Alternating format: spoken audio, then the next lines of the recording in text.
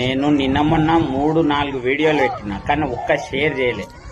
మీరు చిన్నపిల్లలు జాగ్రత్త, బాయిల కాడికి ఈత కోతారు, పల్లెటూర్లలో మెయిన్ జాగ్రత్తగా పిల్లల్ని చూసుకోండి అని నేను నిన్న మొన్న 3-4 వీడియోల్లో చెప్పిన.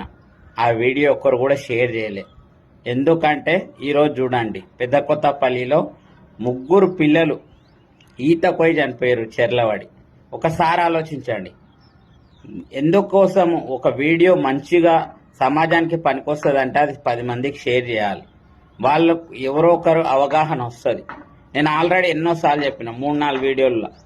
ఈరోజు చూడండి, 3 పిల్లలు అసలు వాళ్ళ అమ్మ నాన్నలు ఏడుస్తుంటే ఎంత బాధ అనిపిస్తుంది. ఇప్పటికైనా జాగ్రత్త ఉండండి. పిల్లల్ని బాయికాడికి ఈతకు పంపించేటప్పుడు చాలా జాగ్రత్త ఉండండి.